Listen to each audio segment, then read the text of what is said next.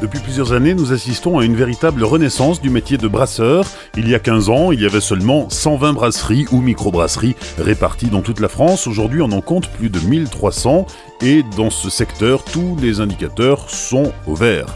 Je suis Olivier Malcura, je suis journaliste. J'ai toujours bu de la bière avec modération, mais j'ai découvert la bière lorsque je suis arrivé dans le Nord il y a 12 ans.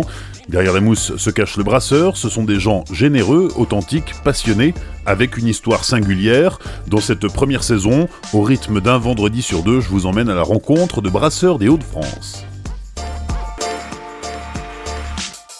Épisode 11, Daniel Thirier, brasserie Thirier à Esquelbecq, dans les Flandres françaises. Lorsqu'on évoque le nom de Daniel Thirier, dans le milieu brassicole français, la figure du patriarche se dessine. À ses débuts, en 1996, le nombre de brasseries dans le nord de la France était réduit à peau de chagrin.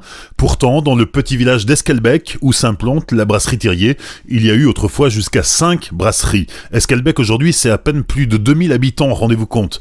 Bref, dans cet épisode du Podcapsuleur, je vous propose une rencontre avec l'un des pionniers de ce nouvel essor brassicole français. En 96, disons de mon point de vue, c'était le désert. C'était principalement quelques grandes marques qui éta't présentes. Heureusement, nous, dans le Nord, on a gardé quelques brasseries, je dirais, historiques, familiales. Donc il y avait Jeanlin. Moi, j'ai quand même grandi plus ou moins à la Jeanlin Ambray, 75 centilitres. C'est un peu ça qui m'a fait découvrir la bière. Il y avait un peu les bières du Ch'ti aussi. Il y a eu aussi la Trois-Monts qui a dû sortir dans les années 80. Donc on avait la Choulette aussi, quelques bières régionales. On avait aussi accès quand même, heureusement, aux bières belges. La Chimay, la Duvel. Moi, j'aimais beaucoup l'Omelbier. Mais voilà, on comptait sur les doigts des deux mains, on va dire, les bières à peu près acceptables ou bonnes qu'on pouvait goûter. Donc c'était quand même pauvre, c'était un peu triste. Voilà. Puis il n'y avait pas exactement ce que j'aimais, quoi. Donc la meilleure façon de boire ce qu'on aime, c'est de le brasser soi-même. Tu viens pas du tout du milieu de la bière, tu as grandi à la bière comme beaucoup de gens du Nord, mais avant ça tu étais dans la grande distribution, dans les ressources humaines, rien à voir. Comment est-ce que tu t'es dit un jour, tiens, je vais monter mon entreprise et créer ma brasserie ? Déjà, la grande distribution, j'y suis arrivé un peu par hasard. J'étais déjà un peu un ovni dans ce milieu-là, puisque moi j'ai fait des études de sciences politiques et d'histoire. Et puis, mes passions, c'était plutôt, la chimie, la littérature. Donc voilà, grande distribution, j'ai beaucoup aimé, j'y ai passé 11 ans. J'aimais beaucoup ce que je faisais, donc je m'occupais de ressources humaines, gestion du personnel, embauche, etc. Mais ce n'était pas un milieu non plus pour lequel j'étais prédestiné. Non, alors moi je pense qu'on peut faire ce qu'on veut dans la vie, il suffit de plus ou moins, il suffit de le décider, de se prendre en main. Si j'avais voulu être plombier, j'aurais appris la plomberie, informaticien, j'aurais appris, sauf que ça ne m'intéressait pas. La bière, ça me passionnait, j'aimais la consommer. J'en avais déjà un tout petit peu fait dans les années 70, donc j'ai dû être un des tout premiers brasseurs amateurs. On me ramenait des kits, des boîtes qui venaient d'Angleterre, puisque c'était introuvable ici. Et donc, j'avais fait quelques essais dans mon studio d'étudiant à Paris. C'était une vraie catastrophe. Mais j'avais quand même déjà un petit peu touché la fabrication elle-même. Et puis après, voilà, j'ai vu que ça commençait à émerger. Il y a quand même une petite brasserie de la région qui m'a inspiré, c'est la bière des Jonquilles, donc la brasserie au Baron à Gussigny, qui a démarré dans ces années-là. Et quand j'ai vu ces petites cuves de 6 ou 800 litres, je ne sais plus, je me suis dit, c'est ça qu'il faut faire. On peut faire de la bière sans faire une usine, en fait. On peut faire un atelier. Et j'étais convaincu que c'était possible et que j'y arriverais et qu'il y en aurait d'autres. On est vraiment au tout début de la renaissance du mouvement brassicole. D'ailleurs, tu fais figure de pionnier dans ce secteur. Quand je me balade dans les autres brasseries, on me parle souvent de Daniel Thirier, un peu comme un dinosaure brasseur. Oui, ça me fait rire. Alors après, voilà, j'ai le privilège de l'ancienneté, c'est tout. J'ai démarré un peu avant les autres. Moi, je me fie beaucoup à mon intuition. Au feeling un petit peu, et puis après à la volonté. Et puis je regarde ce qui se fait ailleurs. Après j'ai un peu la chance aussi d'avoir un peu de famille en Angleterre, d'habiter à côté de la Belgique. Mon épouse est canadienne, donc je vais aussi fréquemment de l'autre côté de l'Atlantique. où c'est là que tout a démarré. Il ne faut pas oublier que la révolution craft beer, c'est né aux États-Unis et ça a essaimé ensuite. Et puis ça correspond aussi, ça correspondait à des valeurs qui me touchaient, c'est-à-dire de produire de bonne qualité, enfin sainement, localement. Voilà, le côté un peu artisan, relocalisation aussi. Pourquoi consommer des produits qui sortent d'usines gigantesques alors qu'on sait les faire de bien meilleure qualité à petite échelle. Je crois surtout en France, voilà, on achète sa baguette fraîche le matin chez le boulanger. On n'achète pas du pain sous plastique. On aime les bonnes choses, les produits frais. La bière ou le fromage. Je prends souvent l'exemple du fromage aussi. Est-ce qu'on aimerait avoir de la vache qui rit et du caprice des dieux voilà, dans les rayons, point à la ligne? Certainement pas. Donc voilà, la bière était à part. Et l'industrie a vraiment fait beaucoup de mal. Mais il n'y avait pas de raison qu'il n'y ait pas un retour. Donc tu es parti avec ton bâton de pèlerin. Mais tu y croyais? Tu pensais que le secteur allait se réveiller? Oui, en tout cas, j'étais certain que moi, j'y trouverais ma place. J'avais pas prévu du tout ce qui arrive aujourd'hui. J'avais pas du tout prévu qu'il y aurait 1300, 1400 brasseries, etc. Mais j'étais convaincu qu'une petite unité de brassage bien placée, un projet bien réfléchi, trouverait son public. Voilà, ça j'en étais certain. J'étais un peu le seul à y croire, et puis mon épouse, puis même mes copains, ils étaient surpris. Mais enfin, j'ai monté un super dossier, puisqu'il fallait convaincre. J'ai quand même dû emprunter à 5... je suis parti avec 5 prêts différents. Donc j'ai dû convaincre des banques, des organismes, tout un tas de monde. Mais j'étais déterminé. Donc globalement, les gens se sont dit, il est un peu fou, mais il a l'air d'y croire. Donc certains, en tout cas, m'ont suivi. Mais tout était compliqué. Moi, il n'y avait pas d'Internet, par exemple. Ça paraît tout bête, mais j'avais un Minitel, moi, et un téléphone. Acheter du malt en petite quantité, je suis allé à la malterie, et puis j'ai dû négocier pour pouvoir acheter quelques sacs de malt, ou une palette. Eux, ils chargeaient des containers pour le Brésil ou la Chine ou je sais pas quoi, et ils n'avaient aucun brasseur qui venait leur acheter une palette, quoi. Tout était comme ça. Le côté belge m'a aidé parce qu'en Belgique, il restait tout un tissu de plus petites brasseries et donc de fournisseurs. Je me suis beaucoup appuyé, je dirais, sur le réseau, au terme de formation, de fournisseurs, tout ça, côté belge. Il y avait aussi dans ton histoire un petit côté naïf, c'est-à-dire qu'au départ tu pensais que tu allais pouvoir travailler seul, mais rapidement tu te rends compte que c'est un vrai métier d'être brasseur et de produire de la bière, et tu t'entoures de tes premiers salariés. Aujourd'hui vous êtes 6. Oui, alors évidemment, il y a beaucoup de choses par rapport au projet initial qui ont changé. Je dirais les fondamentaux n'ont pas changé, c'est-à-dire que la localisation déjà, qui est très importante, le concept général, la brasserie ouverte au public, la vente sur place, les visites, le type des bières aussi que je fais principalement, tout ça n'a pas changé par rapport au projet. Maintenant, il y a plein de trucs où je me suis adapté au fur et à mesure. Donc effectivement, au bout de quelques semaines, j'ai réalisé que je ne pourrais pas travailler seul parce que le téléphone sonnait sans arrêt, on me sollicitait. Puis parce que brasser, c'est passionnant, mais c'est quand même beaucoup de travail, c'est long si on veut bien faire les choses. Donc j'ai embauché quelqu'un très rapidement, un assistant brasseur que j'ai formé moi-même, puis une deuxième personne, et on a été, assez vite 3, ce qui permet aussi un peu plus de souplesse, tout ça. C'était une bonne petite équipe. Et puis là, plus récemment, depuis 5-6 ans, on l'a étoffé, on est maintenant 6 et demi même. Il y a ma fille aussi qui travaille avec moi depuis 4 ans. Donc ça, c'est fort important, puisque je prépare la suite. Moi, j'ai toujours un peu... j'essaie d'avoir toujours un peu 10 ans d'avance, donc d'essayer de savoir où je serai et ce que je ferai dans 10 ans. Et à mon âge, dans 10 ans, je ne serai plus brasseur. Donc je prépare la transmission familiale aussi de l'entreprise. Tu es né à Lille, donc tu étais déjà attaché à cette région des Hauts-de-France, mais tu as choisi de t'installer à Esquelbecq, dans les Flandres. Pour l'anecdote, on est ici dans une ancienne ferme-brasserie.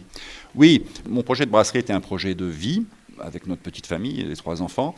Pour moi, clairement, la qualité de vie, elle est meilleure, surtout avec des jeunes enfants d'ailleurs, elle est meilleure à la campagne. Voilà, puis moi j'aime bien voir le lever de soleil, j'aime bien les arbres, enfin voilà, je trouve qu'il y a une tranquillité, une espèce de calme, bon.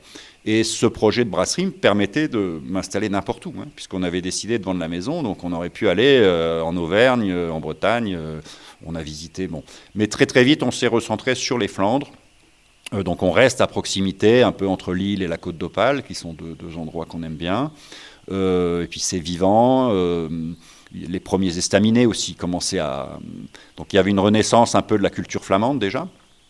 Et la brasserie s'inscrit aussi là-dedans, parce qu'un village comme Esquelbecq, il y a un peu plus de 60 ans, il y avait 5 brasseries dans ce village. C'est vraiment cohérent avec l'histoire et le patrimoine, même si maintenant on fait les choses un peu différemment, mais la bière est vraiment partie de l'histoire de cette région. Et donc que ce soit les habitants, la mairie, les journaux, enfin les médias locaux et tout ça m'ont beaucoup soutenu au départ. Enfin, ils étaient très curieux en fait. Donc voilà, ils venaient, ils voulaient goûter la bière avant même qu'elle soit prête. Bon, en plus la première bière avait le nom du village, donc il y avait une certaine fierté aussi peut-être. Et donc oui, le démarrage s'est fait un peu sur les chapeaux de roue. Ça a été un petit événement local, qui même parfois nous a complètement débordés. Mais enfin, il vaut mieux ça que l'inverse. Donc. Tu te rappelles de ta première bière ? Oui, de toute façon, ma première bière, c'est toujours la principale bière de la brasserie. La recette n'a pas changé. Elle s'appelle la blonde d'Esquelbecq. Bon, c'est pas très original comme nom. Une étiquette aussi assez traditionnelle, mais bon, à cette époque-là, on faisait comme ça. Je pense que ça reste pratiquement ma bière préférée. Parce que j'ai mis très longtemps à la mettre au point, cette bière. Je l'ai brassée en amateur d'abord, dans ma cuisine. Parce que Ensuite, je l'ai brassée expérimentalement 2 fois en Belgique, avec des techniciens, etc. On a fait des analyses, on a sélectionné la levure. Enfin, c'est une bière à la fois très simple, mais qu'on a vraiment beaucoup travaillé. Et voilà, c'est la blonde d'Esquelbecq. Et ça reste la bière phare de la brasserie. Là, on se trouve dans le bar de la brasserie, alors, ambiance très estaminet, on sent qu'on est dans les Flandres. Et juste à côté, dans le bâtiment d'en face, c'est la brasserie, on va aller visiter ? Oui, bien sûr.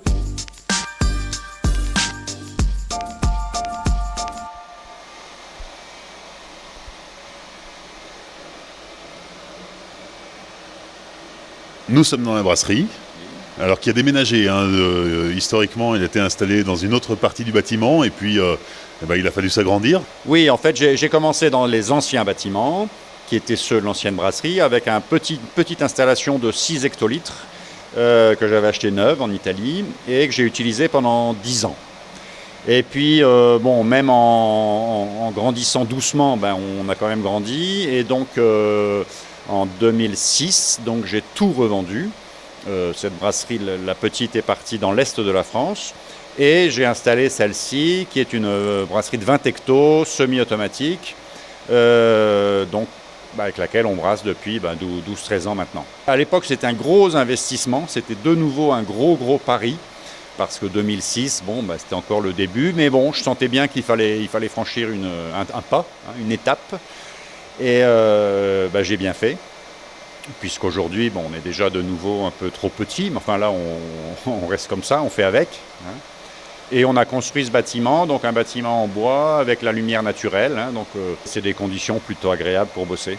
La production annuelle de la brasserie Thiriet, c'est 2200 hectos. Oui, c'est ça. On va faire à peu près 2002-2003 cette année, peut-être un peu plus, je ne sais pas. L'idée, c'est les 2 pieds sur le frein. Moi, je ne cherche pas du tout à développer les volumes. Donc, on a une croissance vraiment modérée, qu'on essaie de maîtriser. À la fois pour des contraintes de place, de place au sol, et puis aussi par volonté. Moi, je préfère maîtriser ma production, faire de la bonne bière et la course aux hectolitres et aux investissements, ce n'est pas quelque chose qui me motive. Donc je comprends fort bien que d'autres le fassent. Mais ça me permet de garder mon indépendance aussi, par exemple vis-à-vis de mes clients. Moi, je suis très sélectif. Il y a des types de clients qu'on ne sert pas. Enfin, je veux dire, on reste plutôt local, plutôt vente directe. On reste en petite équipe aussi. On est 6, on sera 7 là, mais... Voilà, moi j'ai envie de garder ce caractère familial et à taille humaine de ma brasserie. Donc, comme la demande, elle est très forte, voilà, ça nous amène à être un peu sélectif dans nos ventes. Et alors toi qui as eu un passé dans la grande distribution, tu as déjà été approché par les grandes surfaces ?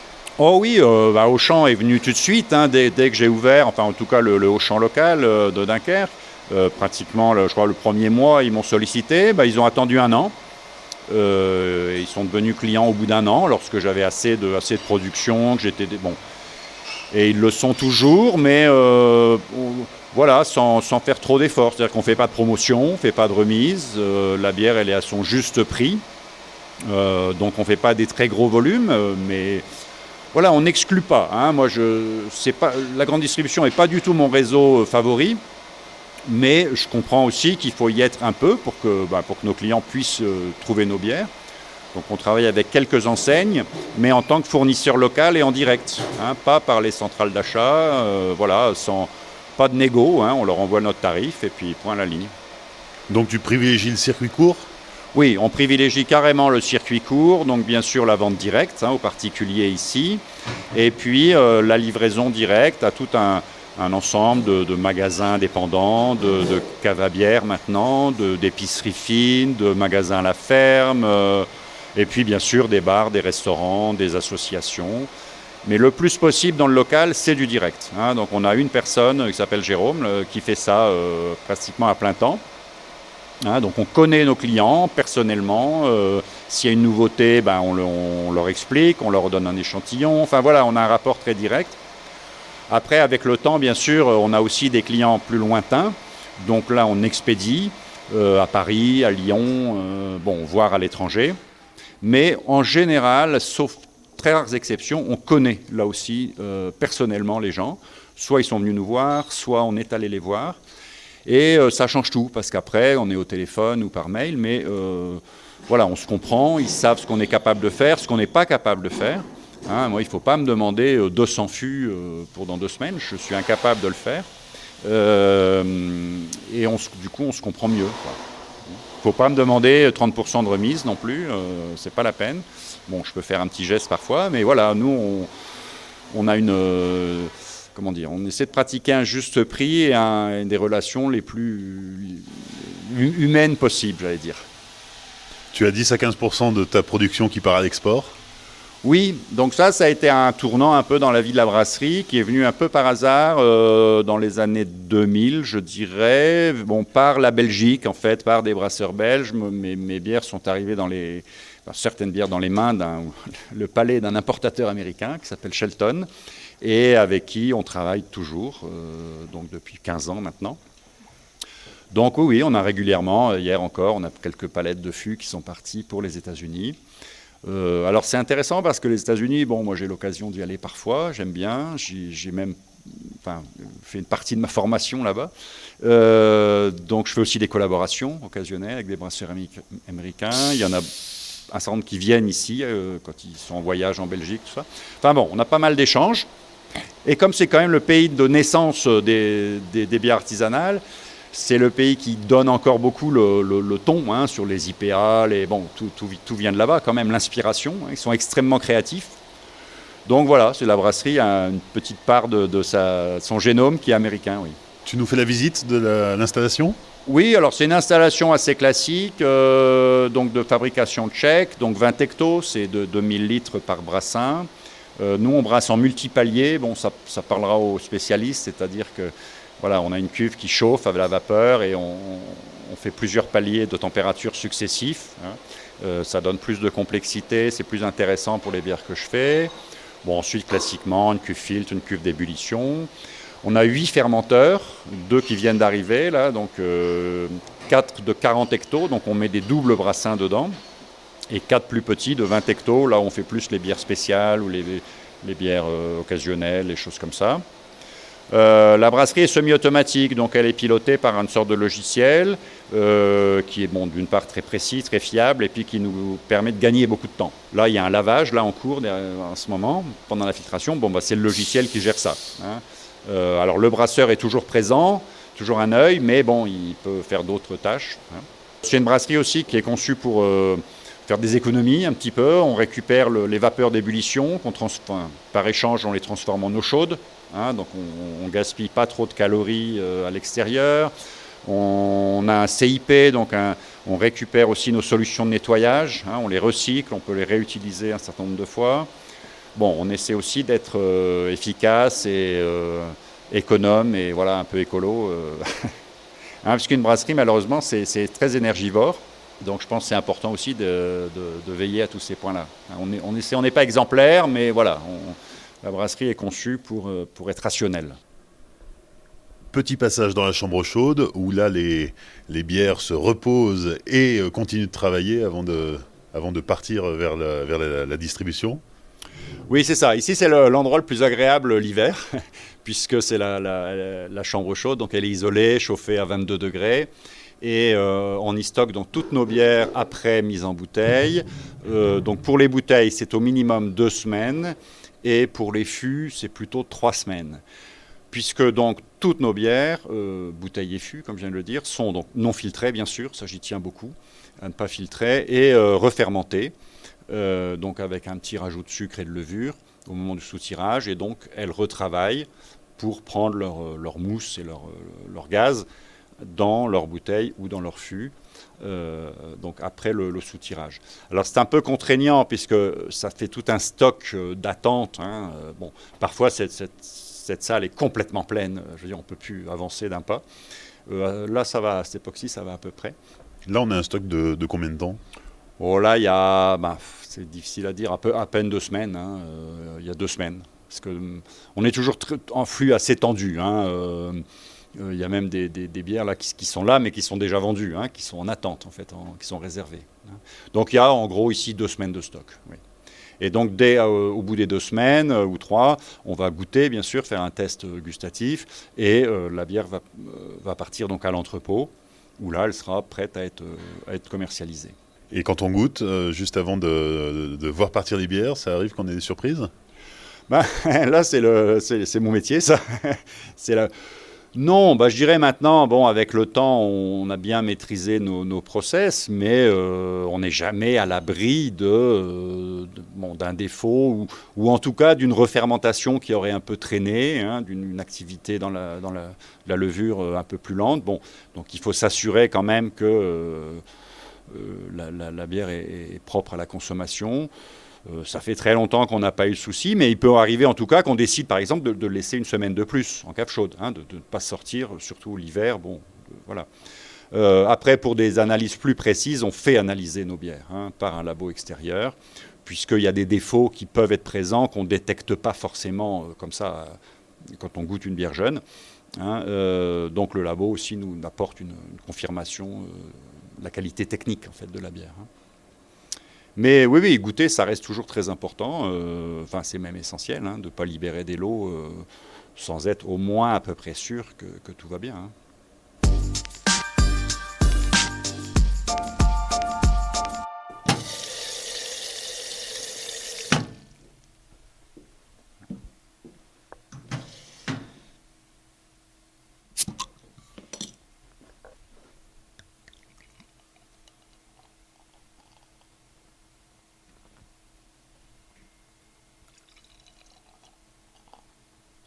Le moment de la dégustation a sonné. Oui, c'est l'heure en plus. Voilà, donc là j'ai choisi l'Étoile du Nord donc on a 10 bières permanentes, donc c'est une des 10. Ça reste probablement ma préférée, ou une des 2 préférées au niveau du goût, puisqu'on est sur une bière plutôt légère, on est à 5,5 en alcool, on peut en boire longtemps, et sur une bière plutôt sèche et très houblonnée. La levure que j'utilise, qui est ma levure maison, se combine, je pense, le mieux avec les houblons, qui sont donc un houblon des Flandres ici et un houblon anglais du Kent, qui s'appelle Bramling Cross. Et alors, c'est une bière qui a compté énormément dans la brasserie, d'abord parce que c'est une bière collaborative, à l'époque où les collaborations, ça ne se faisait pas, ça n'existait pas. Et moi, j'ai fait cette bière avec un brasseur anglais, donc, qui avait une petite brasserie dans le Kent. Et dans le cadre projet européen, en fait. Ils cherchaient un partenaire français pour faire quelque chose ensemble. Et puis personne, ça intéressait personne à l'époque. On disait, oh, les bières anglaises, c'est pas bon. Donc moi, j'ai sauté sur l'occasion parce que j'aime les bitters, j'aime la tradition de brassage anglaise qui sait faire justement des choses peu alcoolisées et très goûteuses. Et ça, les Anglais sont maîtres dans cet art-là. Contrairement, enfin, par exemple, à la tradition belge, qui est plutôt des bières plus rondes, plus puissantes, plus fortes. Et puis, ils ont aussi d'excellents houblons en Angleterre. Donc voilà, c'est une des premières collaborations, je pense, de l'histoire récente. Elle s'appelait Les Frères de la bière au tout début. Et alors, ce qui est amusant, c'est que personne n'en voulait de cette bière. À part mon épouse, moi-même, et puis quelques amis, et encore, c'était considéré comme beaucoup trop amer, et ça ne plaisait pas du tout. Alors qu'en fait, on pourrait la définir comme une IPA, mais une IPA traditionnelle, c'est-à-dire pas une IPA californienne, West Coast, mais une IPA ancienne, avec donc du houblon anglais. Et puis l'histoire, c'est que cette bière quand même a voyagé, forcément j'ai eu quelques clients, elle est arrivée en Belgique, elle a été goûtée par notamment des brasseurs belges, que je peux citer parce que ce sont les responsables de la brasserie de la Seine, donc Yvan Debasse notamment, et ils l'ont transmis à des Américains. Qui ont trouvé ça formidable, et ça a initié mon export aux États-Unis. C'est-à-dire que l'importateur a débarqué ici un jour, avec Yvan d'ailleurs, a goûté tout ce que je faisais à l'époque, donc il y avait 3 bières en tout, je crois, dont l'Étoile. Et voilà, il a trouvé ça incroyable que une bière comme ça soit faite en France. Et il en a voulu tout de suite une palette, ce qui pour moi à l'époque était énorme. Mais voilà, ça a aussi ouvert tout le côté américain dont je parlais de la brasserie. C'est vraiment grâce à cette bière. Donc d'une certaine façon, je lui dois beaucoup. Mais elle est arrivée encore une fois un peu par hasard, par cette rencontre avec John, donc le brasseur anglais, qui peu de temps après d'ailleurs s'est installé en France. L'histoire est assez marrante. Alors aujourd'hui, c'est une bière un peu classique, beaucoup de gens la connaissent. Elle n'a plus vraiment rien d'exceptionnel au niveau amertume et houblon, puisqu'il y a bien des IPA, double IPA, etc., qui sont nettement plus houblonnés. Donc elle est revenue un peu dans la moyenne. C'est plus du tout une bière extrême. Mais bon, voilà, elle est rentrée un peu dans les classiques, elle est dans beaucoup de bouquins aussi. Et puis prochainement, on va la relooker un peu, parce que son étiquette a vieilli avec le temps. Donc on va rajeunir, on vient de les recevoir, elle aura en plus un nouvel habillage. Mais la recette ne change pas, elle, c'est la même. On goûte ? Oui. Santé. Alors, là, on retrouve au nez caractéristique de la levure que j'utilise. Donc c'est un peu la signature des bières Thirier. Donc c'est une levure de saison qui vient d'une ancienne brasserie belge et qui développe, comme toute levure de saison, pas mal d'arômes un peu, alors on peut dire épicés. On peut trouver un peu de côté poivré dans le nez. Et puis là, ce sera plus en bouche des côtés un peu fruits blancs. Un peu pomme verte par exemple. Et puis dans certains cas, moins dans celle-là, elle peut développer aussi des goûts un peu miellés, donc c'est pas une levure extra sèche, c'est-à-dire qu'elle va pas assécher complètement la bière, elle va lui laisser un peu de corps. Et là au dé, donc c'est vraiment ce qui ressort. Et puis on a aussi un petit peu le houblon, donc ce fameux Bramling Cross, qui est un houblon donc très traditionnel, donc il a un côté vert, un peu herbacé, mais il a aussi, et là on l'a bien, un côté agrume, et notamment pamplemousse.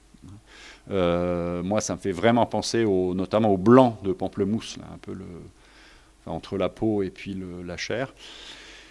Et voilà, avec donc beaucoup de fraîcheur. Et puis quand on va goûter ça, on aura donc une amertume assez raisonnable. Alors pour les techniciens, on est à peu près 45 en IBU, donc c'est l'indice d'amertume. Donc bon, c'est déjà pas mal pour une bière à 5,5.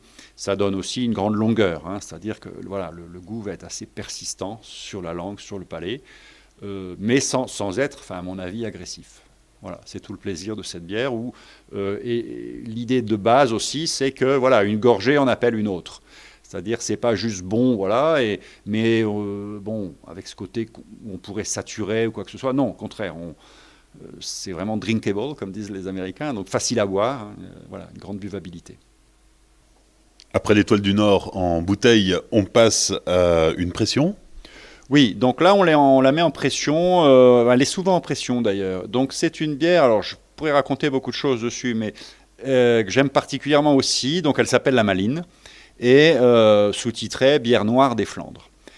Alors on a créé cette bière, je ne sais plus quelle année, mais enfin il y a au moins 15 ans, et en bière de Noël. Donc je me suis inspiré un peu des porteurs britanniques, mais avec un côté un peu plus doux, un peu plus rond, peu amer. Et comme à l'époque, il n'y avait absolument plus aucune brasserie locale qui faisait des bières comme ça aussi foncées, ce qu'on appelait des bières brunes, elles étaient souvent en vrai foncées. Pour être clair, alors j'ai pas mis stout ou porteur, ce qui aurait rien dit à personne, je l'ai appelé bière noire des Flandres. Et on n'arrêtait pas de me dire, mais c'est quoi une bière noire? C'est une bière qui est noire, quoi, comme un café noir. Non mais c'était même drôle, quoi. Et voilà, alors toujours les mêmes principes, donc c'est la même levure, alcool 6,5, j'ai pas voulu monter trop, mais quand même donner un petit peu de corpulence et de chaleur.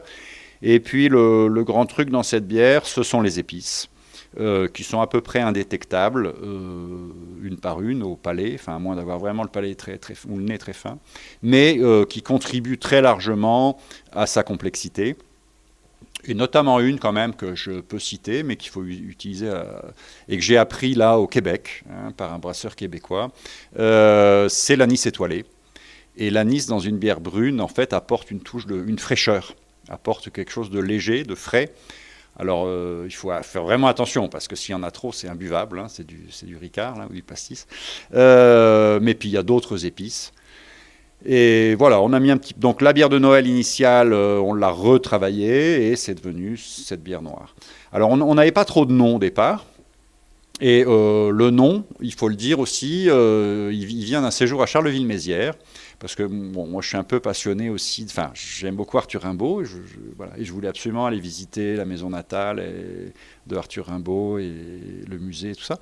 Et en fait voilà, on a découvert qu'il y avait un poème de la jeunesse de Arthur Rimbaud qui s'appelle La Maline, et on a trouvé que c'était un joli nom, que ça avait aussi un peu le double sens avec le malin, le diable, côté féminin, le côté un peu démoniaque peut-être. Voilà, donc le nom, pour ceux que ça intéresse, c'est le titre d'un poème.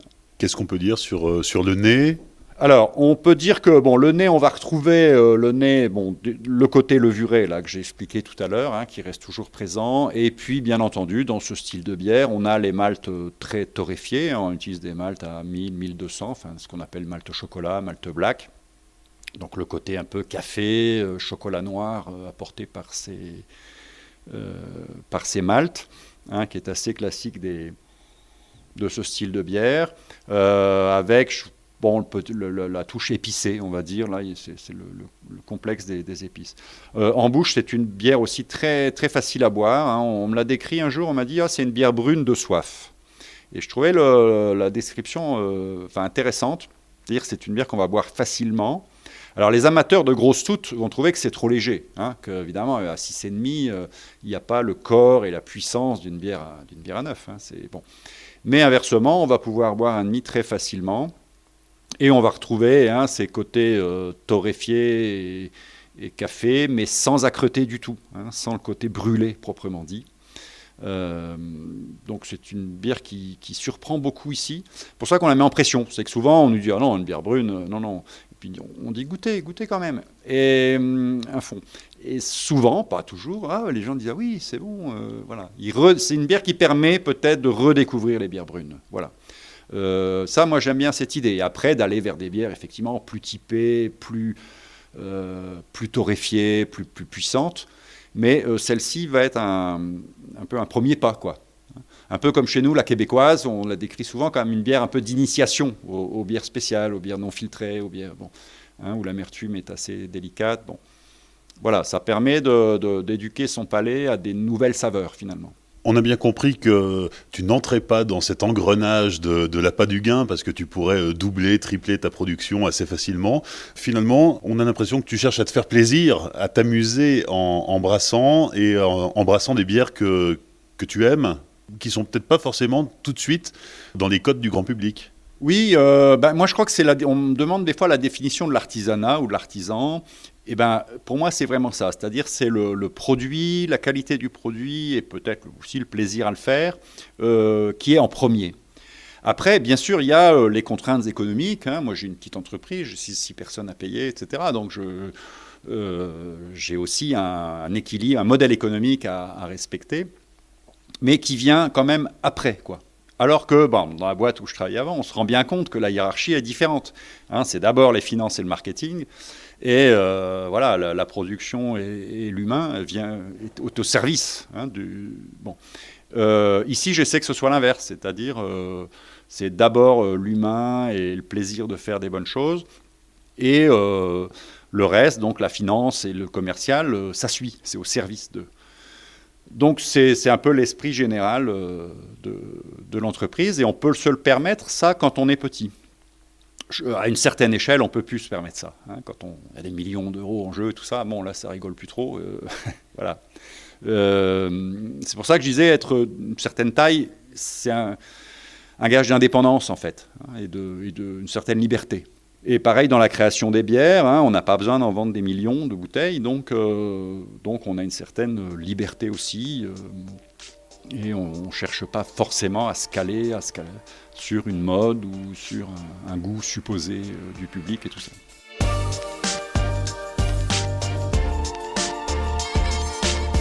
Merci à Daniel Thirier, fondateur de la brasserie Thirier, de nous avoir accueillis dans sa brasserie d'Esquelbec, dans le Nord. Comme d'habitude, je vous propose de découvrir la brasserie en images sur l'Instagram du Podcapsuleur. On se retrouve aussi sur Facebook et sur Twitter.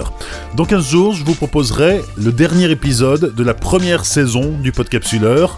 L'aventure du Podcapsuleur a débuté il y a bientôt 5 mois, ou plutôt il y a 5 mois seulement, et chaque jour, de nouveaux auditeurs nous rejoignent, et cette communauté que nous formons grandit. Ça se voit sur les réseaux sociaux, bien sûr. Alors, on vient de franchir une barre symbolique, celle des 10 000 écoutes. Je vous garantis que pour moi, ça veut dire beaucoup. Pour cette écoute fidèle, pour vos messages de plus en plus nombreux, je voulais vous dire merci. Le dernier épisode de la saison 1 sera enregistré en public, le 27 février, dans un bar à Lille. Je vous communiquerai bientôt toutes les infos sur les réseaux sociaux. J'espère que vous pourrez venir, que vous serez nombreux. Ce sera l'occasion de se rencontrer, de partager un moment ensemble autour d'une bière. Et puis, grâce à vous, l'aventure du Podcapsuleur va continuer. Et avant de démarrer une saison 2, je vous proposerai quelques podcasts un peu hors série, avec encore de belles rencontres, vous allez voir. En attendant, n'oubliez pas de commenter, de rajouter plein d'étoiles sur les différentes plateformes d'écoute de podcasts, iTunes bien sûr, Google Podcast, Deezer, Spotify, TuneIn et les autres. Et puis souvenez-vous, l'abus d'alcool est dangereux pour la santé, alors savourez, mais sans forcer.